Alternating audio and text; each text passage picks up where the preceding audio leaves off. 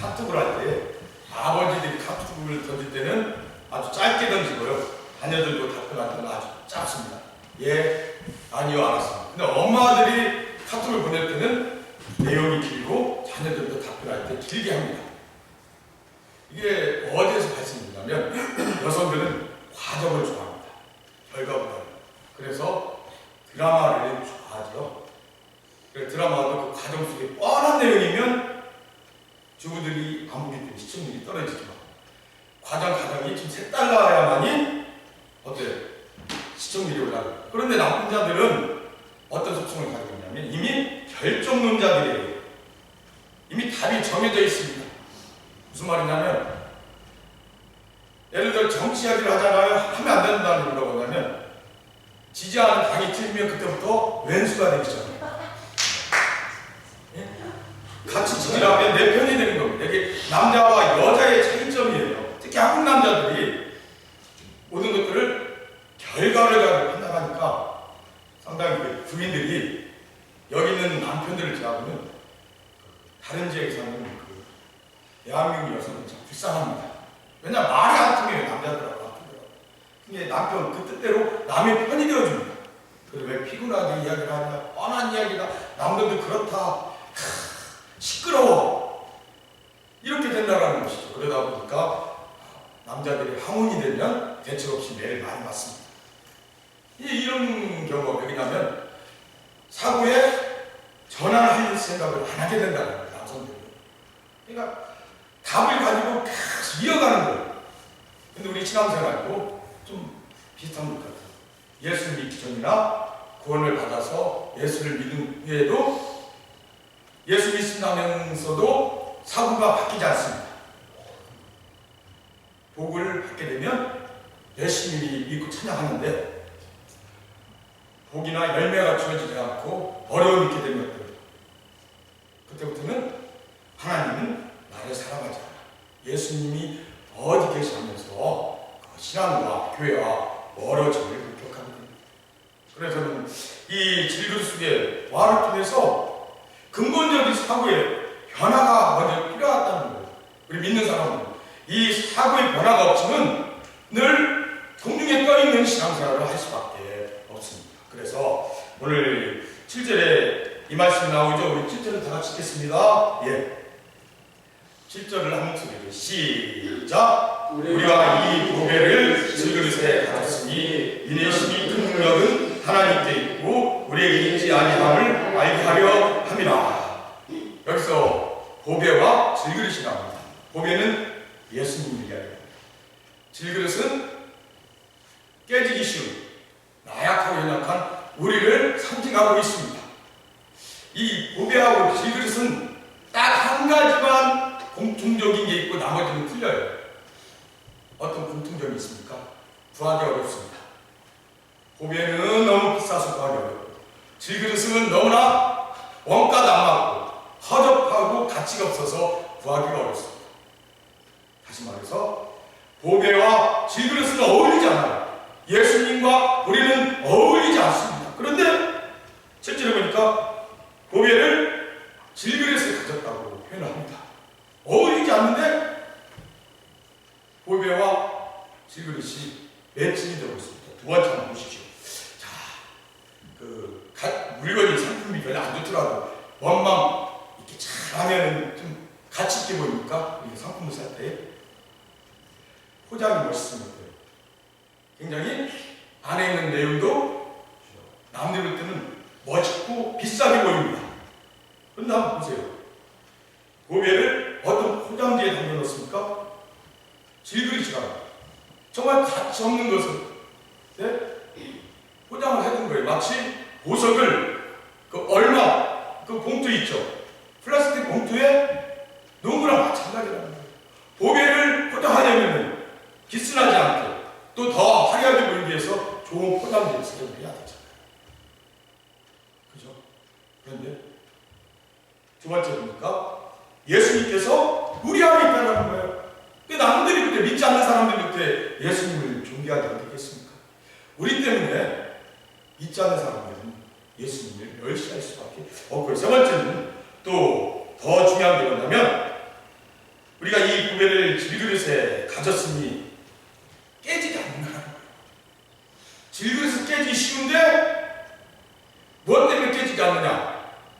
안에 있는 보배이신 예수님 때문에 우리가 깨질 수밖에 없는데 깨지지 않는다는 것을 기억하시는 우리 모두가 되기를 축복합니다. 아멘. 왜 그렇습니까, 여러분들? 다시 한번 7절 읽겠습니다. 시작. 우리가 이 보배를 질그릇에 가졌으니 이미 힘이 큰 능력은 하나님께 있고 우리에게 있지 아니함을 알게 하려 합니다.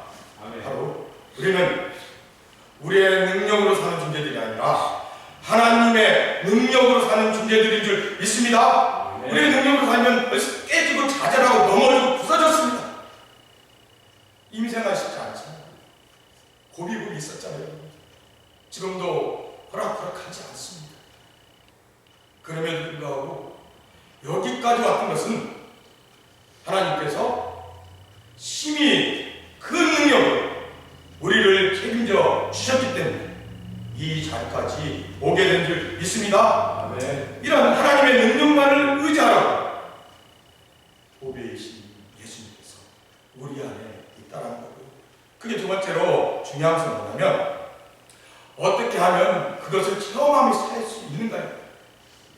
이것은 말씀이고 이론인데 분명한 사실인데 체험하지 못하면은 그것은 헛것입니다.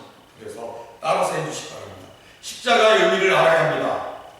십자가의 의미를 알아야 합니다. 자, 저보다 더 목소리가 클 수 있도록 다시 한번 하겠습니다. 십자가의 의미를 알아야 합니다. 십자가의 의미를 알아야 합니다. 아주 좋습니다. 십자가의 의미를 알아야 됩니다. 십자가의 의미를 모르면요, 이 성숙한 신앙에서 끝납니다. 그리고 기복신앙, 굴곡이 있을 수밖에 없어요. 못되신앙들은 어때요? 항상 모든 일이 있어서 못하면서 나중에 죽어서 천국에 가게 됩니다. 어정쩡한 신앙생활을 하는 거예요. 십자가의 의미를 알지 못하면 덥지도 않고 차갑지도 않고 미진간한 신앙생활을 한다는 것이죠. 마치 이런 원리입니다. 이 스리랑카의 블랑카라는 사람이 한국 군장에 취직을 했습니다. 그래서 과장님께서 야, 너 취직 우리 만난 기념으로 점심을 사격하면서 한국 식당을 데리고 갔습니다. 그래서 과장님께서 곰탕을 주문했어요. 그랬더니 블랑카가 그림을 그린 게 뭐냐면 이 고물죽에서 만든 숲이라고 생각을 한 거예요. 예? 고물죽에서. 제대로 먹지 못하고 소화가 잘 나갔습니다. 점심 먹고 사무실 갔습니다. 과장님께서 야, 우리 여기로 계피 사탕을 먹어야겠다 그랬더니 계피 사탕을 어떻게 생각했냐면 개 피로 만든 사탕이라고 얘기했어요. 그 거부를 했습니다. 그랬더니 야, 그거 싫어. 알았어. 그러면 사장님 눈가 사탕 줄게. 그러니까 뭐야, 사장님의 눈가를 빼서 만든 사탕이란 말이야? 그러면서 혼비백산 해버리는 거야. 야, 나 안 되겠다. 일 시작되기 전에 이 화음 안 되겠습니까? 오늘 저녁에 우리 집에 가서 우리 마누라 내장탕을 먹어야 쓰겠다. 사모님 내장을 빼서 탕을 만든단 말이야. 어쩔 수 없이 갔습니다. 가는데 이렇게 간판에 뭐라고 써있냐면 할머니 뼈다구다. 그러니까 할머니 뼈다구를 만들어서 뼈다구를 만든 탕이라고 생각을 한 거예요. 그래서 갔는데 다 아파트 앞에 이런 간판이 있었습니다. 산채 비빔밥. 그거 어떻게 생각하는 거예요? 한국말의 의미를 모르니까 그냥 묻자 그대로만 받아들이다 보니까 적응하지 못했습니다. 십자가의 의미를 모르면 이렇게 신앙생활을 하게 된다는 거예요. 십자가의 의미를 알아야만이 우리의 생각과 마음과 행동이 완전히 달라집니다. 세상을 향한 태도도 바뀌어집니다. 그 뭡니까? 8절에 이런 말씀을 말했습니다. 사방으로 우겨싸움을 당하였다. 그리고 답답한 일을 당하였다. 사방으로 우겨싸움을 당했다는 뜻은 뭐냐면 그 가수 하신 분들 알겠지만 이 포도즙을 만들 때 맷돌 기억나십니까? 맷돌로 막 짓눌러 버리는 거예요. 얼마나 고통스럽겠습니까? 그죠? 정말 이건 차라리 죽는 게 나은 고통이라는 것을 표현하고 있고요. 그리고 답답한 일을 당하였다. 군사적인 경우는 포로가 됐는데 동서남북 벗어날 길이 없는 상태입니다. 그 다음에 9절에 박해를 받습니다. 그냥 박해가 아니라 매일매일 매를 맞고 고문을 당합니다. 공문 앞에 장사 없어요. 그 다음에 네 번째 뭡니까? 거꾸로 죽는다. 영유가 됐다는 거예요. 그럼 어떻게 해요? 차라리 죽기를 바라겠죠? 죽었으면 좋겠다. 아, 이제 죽었구나. 나는 죽었다라고 생각합니다. 그런데 과연 죽었습니까? 자, 8절 한번 다 찍겠습니다. 시작! 우리가 사방으로 우겨싸움을 당하여도 쌓이지 아니하며 답답한 일을 당하여도 낙심하지 아니하며 어떻습니까? 우겨싸움을 당했는데 쌓이지 않았어요. 답답한 일을 당했는데 낙심하지 않았습니다. 자, 9절 시작! 박해를 받아도 버림받지 아니했고요. 거꾸로 그림을 당하여도 망하지 아니했습니다. 바로 첫 번째 십자가에 있는 겁니까? 살기 위해서가 아니라 죽어도 좋다라는 자세를 가지고 살아가는 게 바로 첫 번째 십자가의 의미입니다. 그런데 두 번째 보세요. 죽습니까? 아니에요. 부활하게 됐습니다. 죽었다 생각했는데 쌓이지 아니었고 낙심하지 아니었고 버림받지 아니었고 망하지 않았다는 것입니다. 다시 우리가 부활을 하게 된다는 것입니다. 이것이 바로 두 번째 십자가의 의미인데 여기서 중요한 게 있습니다. 자, 이제는 내 안에 누가 살면서 누가 부활합니까?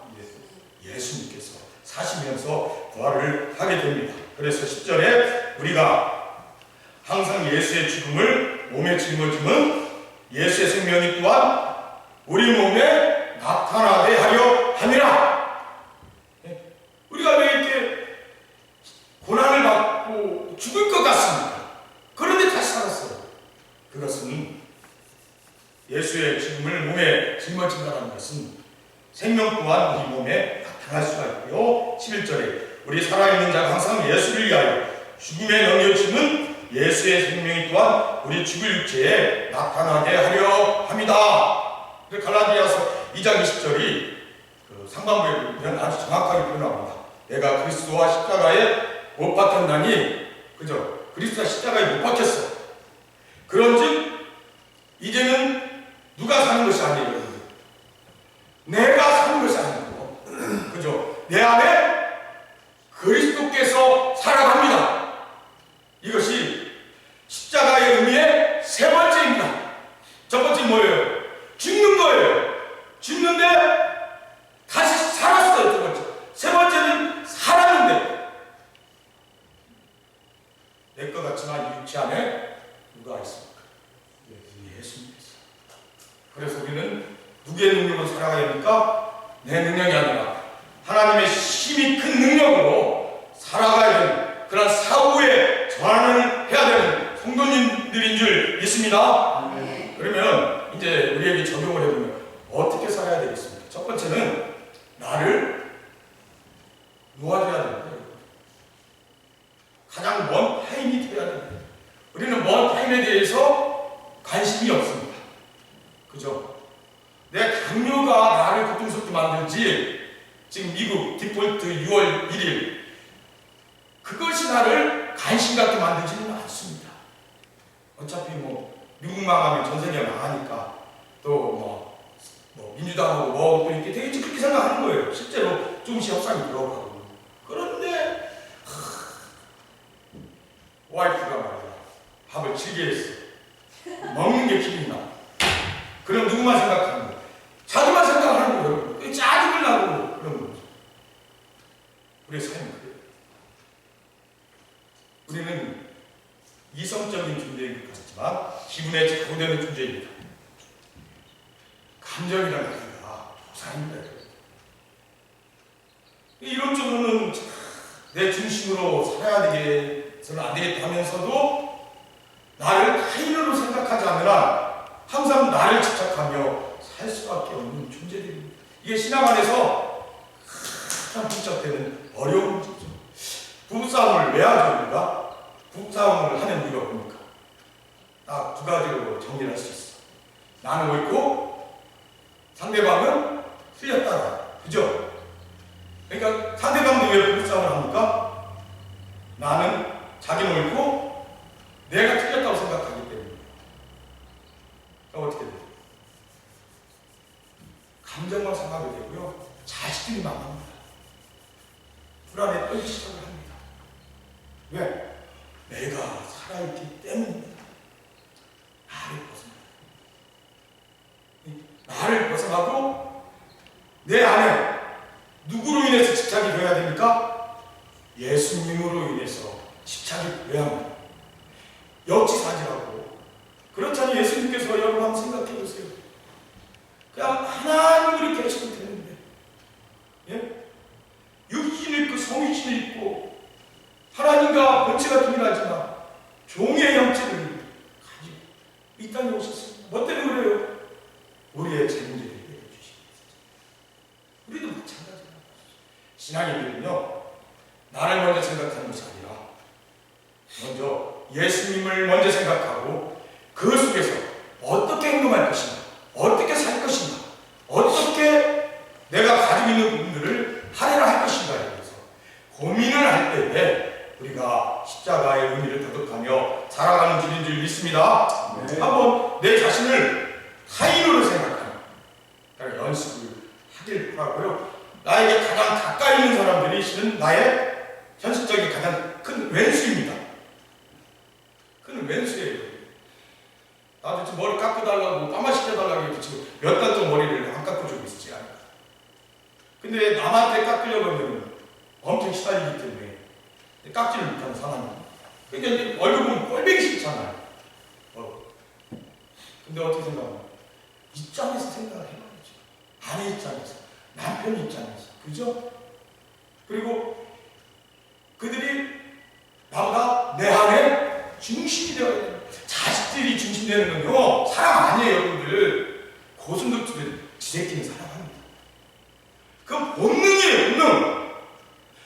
나하고 피가 섞이지 않은 사람을, 또는 나하고 피가 섞여 있어도 다른 피가 섞이지 않은 사람하고 인연이 된 사람을 사랑하고 그 입장에서 먼저 생각한다.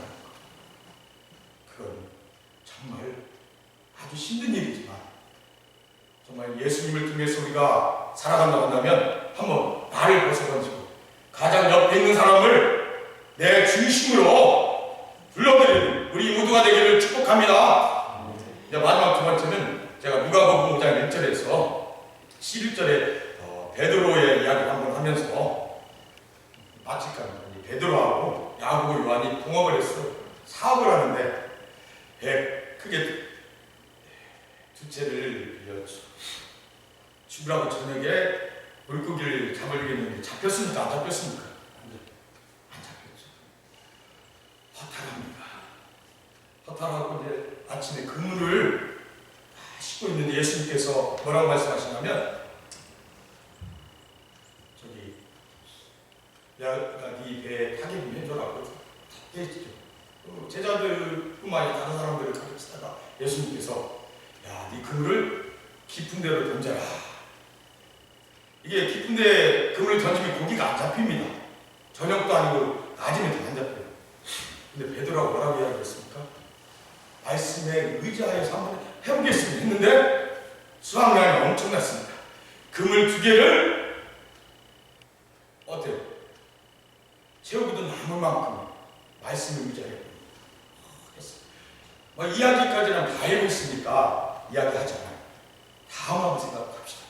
자, 베드로가 예수님 때문에 엄청난 소득을 올렸습니다. 그러면 예수님한테 뭐라고 이야기를 해야 됩니까? 우리 같으면 뭐라고 이야기를 해야 되죠? 예? 뭐라고 이야기를 해야 되겠습니까? 예, 한번 들어볼게요. 저는 하나님께서 주시기로 물질의 축복을 주시기로 한 4가지 징표가 있습니다. 첫 번째는 기가 두툼해요.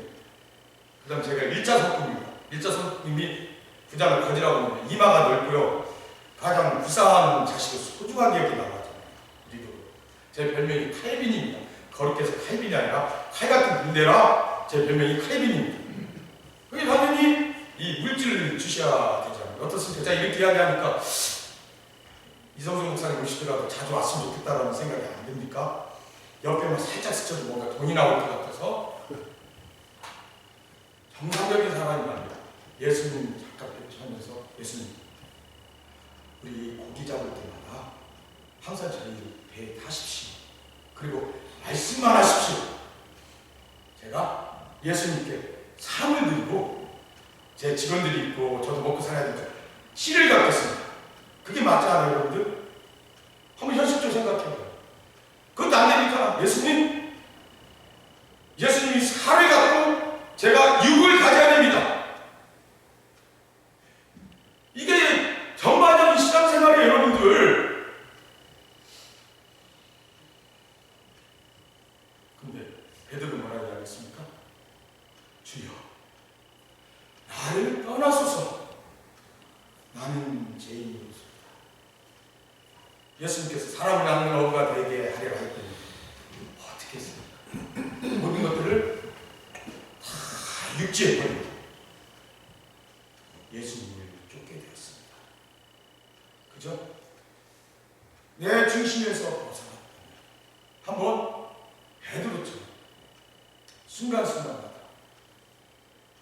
모든 것들을 버리고 주님을 따르려고 하는 것, 그것이 이 질그릇 속에 있는 보배이신 예수님의 능력으로 살아가는 우리의 모습이 되지 않겠습니까? 이 시간 다시 한번 우리의 신앙적인 사고를 점검하는 시간 되시길 바랍니다. 우리가 질그릇인데도 깨지지 않는 이유는 보배가 되신 예수님께서 우리의 붙들어 주시고 능력을 주시기 때문이고요. 그렇기 때문에 이제는 어려움과 고통이 있으면 한숨 짓고 부정적이고 감정을 내세우기보다는 이 속에 내가 죽어야만 다시 사시고 다시 산 내 안에 예수님께서 역사하심을 깨달으면서 정말 나를 버리고 항상 주님이 원하신다면 모든 것들을 던지면서 15절 말씀 읽겠습니다. 시작. 다 같이 읽겠습니다. 15절을 시작. 이는 모든 것이 너희를 향하니 많은 사람의 감사로 말미암아 은혜가 더하여 넘쳐서 하나님께 영광을 돌리라. 아멘. 이제는 어떤 상황 속에서도 감사하면서 은혜가 더하여 넘쳐서 말로가 아니라 정말로 하나님께 영광을 돌리며 살아가는, 하나님께 영광을 돌린다는 것은 어린아이처럼 하나님의 능력을 의지하는 그러한 삶이 되시는 저와 여러분이 되시기를 간절히 축복합니다. 우리 기도하겠습니다. 하나님 감사합니다. 오늘 말씀을 통해서 깨지고 가치없는 저희들 안에 예수님께서 살아계시 그 속에서 주님의 능력으로 살아가게 됨을 말씀 통해서 깨닫게 되었습니다. 우리의 사고가 전환되어서 십자가의 의미, 죽고 부활을 하는데 그 속에 내가 사는 것보다 예수님이 살아오자 조정을 받고 우리의 삶 속에서 나를 가장 크게 부정하면서 나의 가까운 사람부터 정말 내 중심에 집어넣는 실천, 때로는 주를 위해서 가면 모든 것들을 던지지 않은 그런 삶의 그런 고민을 통해서 늘 감사하며 하나님께 영광 돌릴 수 있는 저희 모두가 되게 하여 주시옵소서. 예수님의 이름으로 기도합나이다. 아멘.